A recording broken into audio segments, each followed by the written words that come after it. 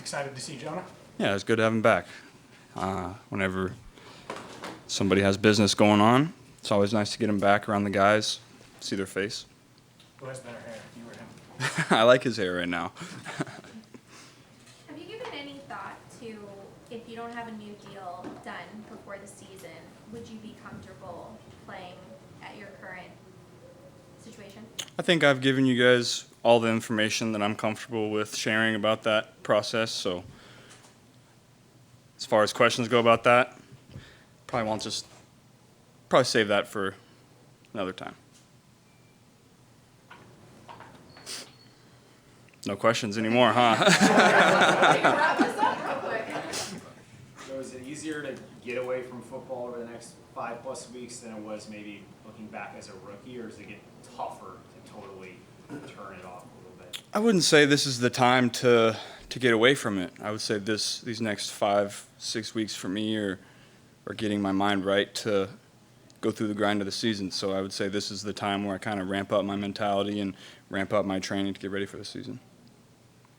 To this point of off-season, Joe, and these practices, what have been some of the most important things you've accomplished? Well, the biggest thing with this off-season program, and I think, is just getting around the guys, building the team culture. Obviously, the stuff on the field, you get a little bit out of it. But you see the young guys, but we've been together for so long now. We know the timing with the guys that have been here. The biggest part is just getting around the guys, building the team culture, and kind of implementing the new guys into that culture. So obviously, Jonah wasn't here, it was a business situation, but you had a really good turnout for the voluntary stuff as a group. What did that mean? Yeah, I think guys like being around each other. Guys like being here. Our coaches are great. Strength staff is great.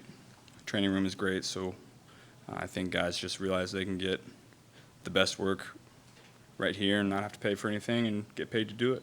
What have been your first impressions of Charlie Jones, and do you feel like he can help you guys out this season? Yeah, Charlie's a really talented player. Still learning the system, just like with all the rookies, but he has all the potential in the world, and I'm excited to see him grow. He's going to be a great player for us. As far as Jonah's concerned, you've obviously been teammates with him. This is year 4. What would you say about his work ethic? Because I think there's been some questions about that since he missed the voluntary stuff, the trade request outside of the building. Yeah. Outside of the building. No, there's no What question. would you say about that? No questions about that from me or anybody in there. We all know how hard Jonah works, the work that he puts in to go and put his best foot forward on Sundays. So I don't think that'll affect his play at all. So the process of your off seasons, has it been an evolution, or is it something that you establish pretty early on and you do the same things, or do you add to it or subtract it? What's it like? We tweak a little bit every year. Just kind of getting comfortable now with the off season. Hopefully not having any setbacks. Coming into the training camp as healthy, as big and fast, and as strong as I can be. Do you reassess goals at this point of the off-season, or is that already done in your mind? Personal and team. Yeah, I think the goals never really change for me. They never really have. The top of the mountain is always the goal, personally and team-wise. So, even coming into the league, that was my goal, and I wouldn't say that has changed year to year. If y'all are able to get big runs against light boxes next year, how much do you think that can maybe open up things in the pass game, or can that? Yeah, that'll be critical for us this year. We all know how teams plan to play us, how they played us last year and towards the end of the year before. So we're excited about the run game. We're excited about the running backs we have. We're excited about the O-line that we have, and so we'll be able to hit some explosive runs this year and hopefully get teams out of those light boxes. Do you remember the first time you met DJ Reader, and as someone who's in the locker room with him and sees what he does for you guys on the field against opponents, how would you characterize just how important DJ has been to what you guys have been able to do over the last 2 years? Yeah, DJ's been one of those key guys that we brought in early on to help build this culture. Everybody sees what he does on the field. That's not really what I'm talking about. the first time you meet DJ, it's like you're with somebody that you've known for a long time. He's very personable, and those are the kind of guys that we love here because they help build that locker room culture, build that team unity that you need to go out and win titles. Joe, how different does the offense look now that Tyler Boyd's been back since last week? What does it look like for you guys just in the last week so far? Yeah, we're excited about where we're at right now.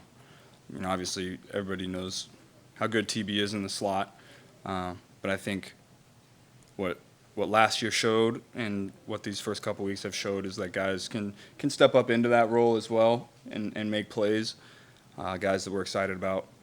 So I think we have a lot of depth at a lot of different positions this year that maybe we haven't had in years past.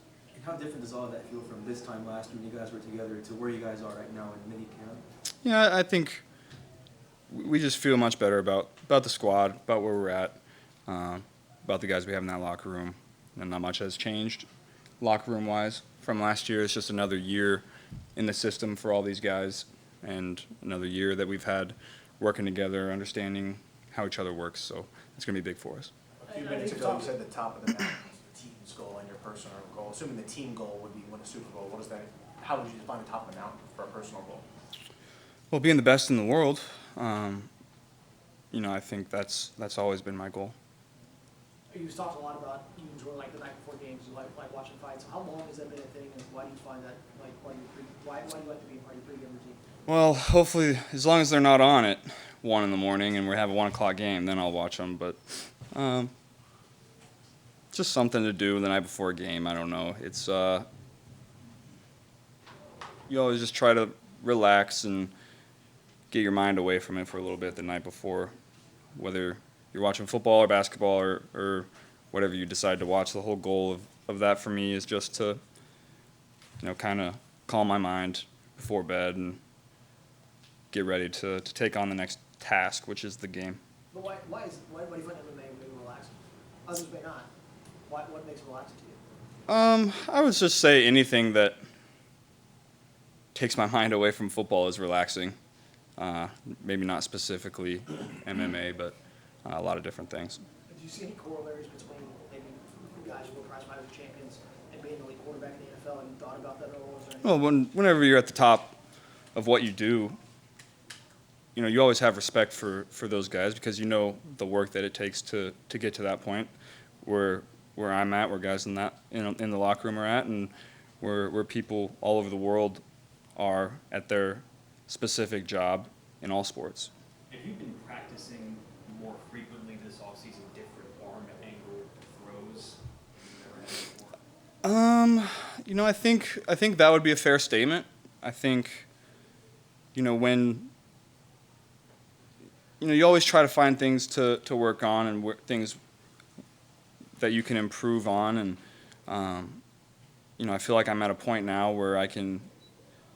You're always tweaking and you're always getting better at different things, but I know that I could take a 3-step drop and take a hitch and throw it on time where I want to, but I think this is the time of year where you can kind of experiment a little bit and find out what you can get away with and what you can't, and what you can do and what you can't.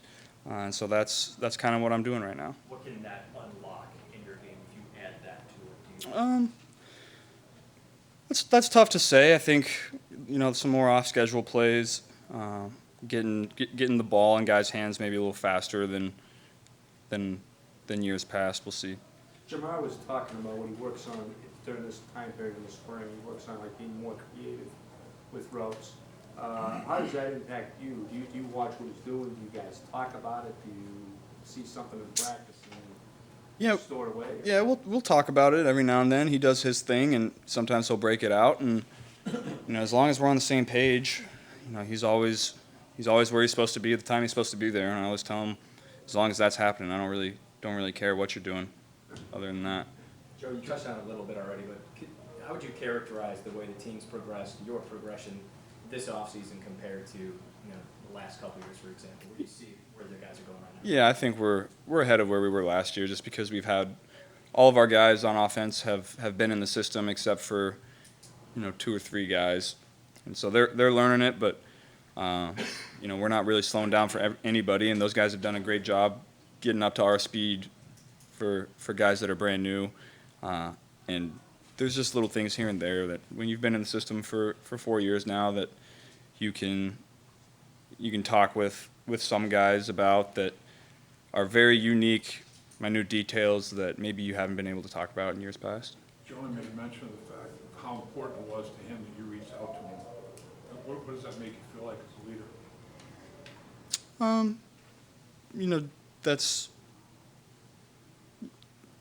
We all talk about the chemistry we have in the locker room and the team unity, and that's just part of it.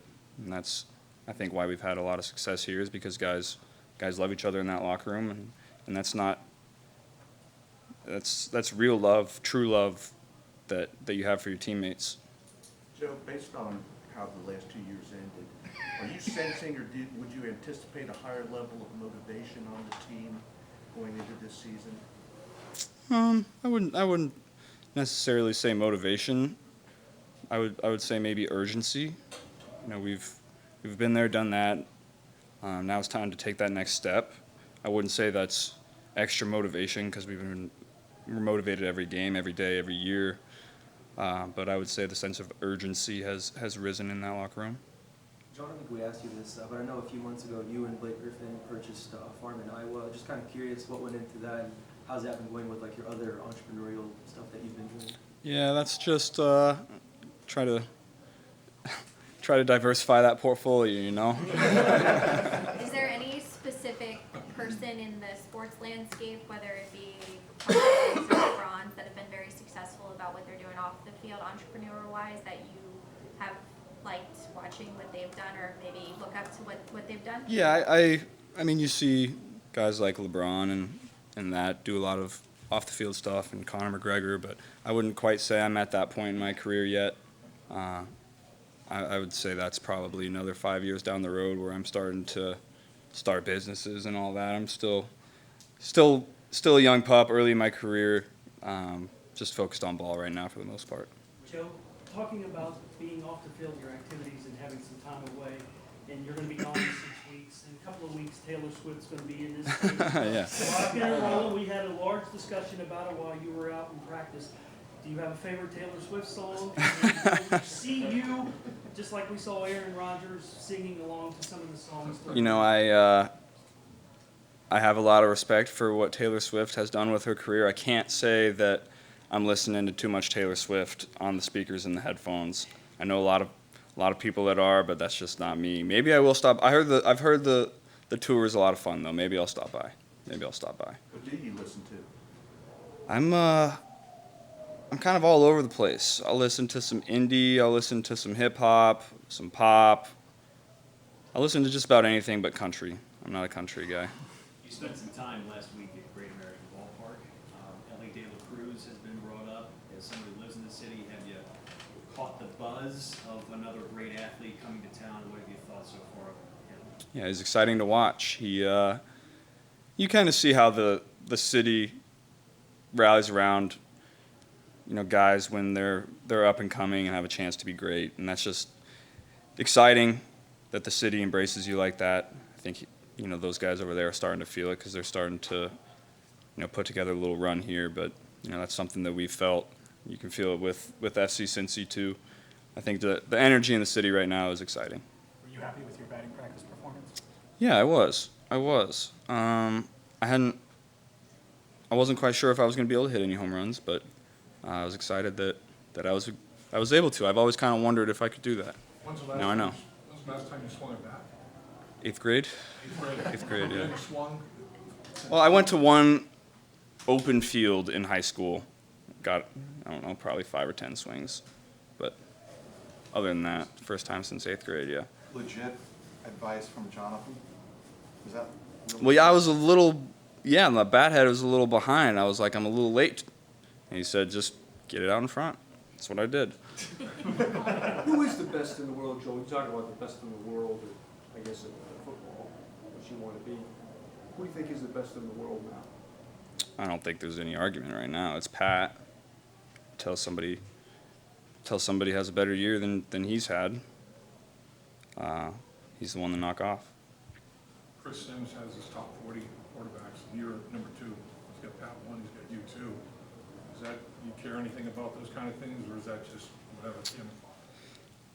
No, I don't care about that. It's I know where I can get better. I know where I can improve, just like everybody does, and that's what really I'm focused on throughout the off season, throughout the years.